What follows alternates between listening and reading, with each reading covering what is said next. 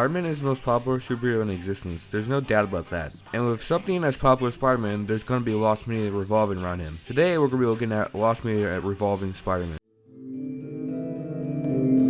At the time I'm writing this, Across the Spiderverse is getting a critical acclaim. But before we had Into the Spiderverse or even Tom Holland's Spider-Man, we had Tobey Maguire's Spider-Man. Man, these movies were actually masterpieces, with the first one reaching $825 million at the box office, and the second movie somehow being better than the original. And then Spider-Man 3 came along. Now back then, the Spider-Man movies would tie into a video game. Like, there'd be Spider-Man 1 the video game, Spider-Man 2 the video game, which were praised, and then Spider-Man 3 the video game, not living up to the standards of the original games. With Spider-Man 3 at the time being reviewed badly, the idea of Spider-Man 4 was scrapped, including the game. The game has a playable build due to it being leaked on December 1st, 2019. The game was uploaded onto the Internet Arcade. It was the Wii version, with the Xbox 360 version being leaked on September 11th, 2021. It seemed to be like any other Spider-Man games around. It's an open world and you can swing around the city. According to Wayne Dalton, a lot of the elements from the game were recycled for Prototype 2.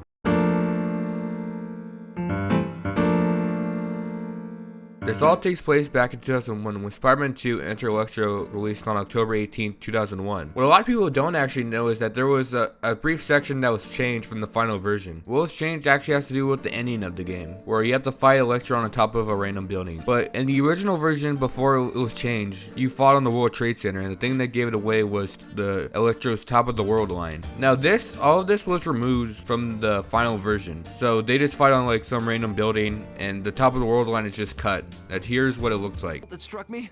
Where's Electro? He left. I'm not sure where to. I think I might have an idea. Where would you go to be on top of the world? I'm coming, Electro. Your power play ends tonight.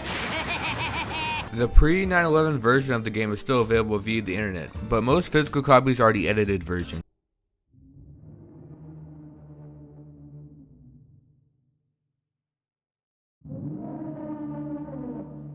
Yeah, there was a Spider-Man horror movie, because of course there was. It would have been directed by Tobe Hooper, who directed most of the Texas Chainsaw Massacre movies. This all happened back in the mid-80s. The Spider-Man movie rights were held by Canon Film, and during this time they decided to start developing a Spider-Man film. And they decided, instead of making a normal Spider-Man story, they decided to make a Spider-Man horror movie. Peter Parker would have turned into a spider hybrid monster by Dr. Zork.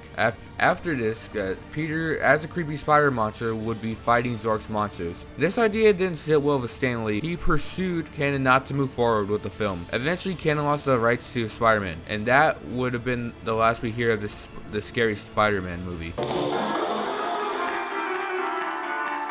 Yeah, James Cameron almost directed a Spider-Man movie. In 1990, Carolco Pictures bought the film rights to Spider-Man, and he planned to make a $50 million budget for it. Carolco would also hire James Cameron to write, direct, and produce. A clause in this contract that he signed, this gave Cameron the right to decide on advertising and marketing and who gets on the credit. Advertisers made no mention of Golan. Now, Golan was working his ass off on the movie, doing a lot of the work on the movie. In 1993, Golan complained publicly and finally incited legal action against Carolco for disavowing his contractual guaranteed credit as a producer. On the other hand, this conflicted with Cameron's contract. Now, Carolco would eventually go bankrupt, which caused the end of this project. Doc Ock would have been played by the government of California himself, Arnold Schwarzenegger.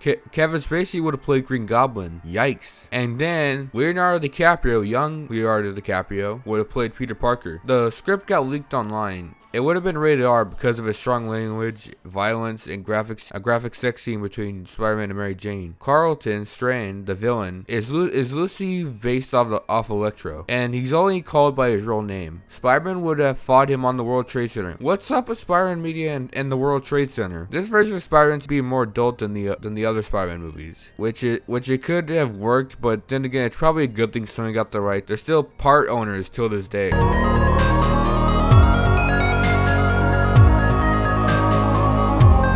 And that's some of the Spider-Man media out there. There is way more out there. I couldn't make a part 2 to this video. Anyways, I hope you enjoy and bye. Oh, I'm not gonna be some villain of the week anymore. I'm gonna crease your J's, Spider-Man.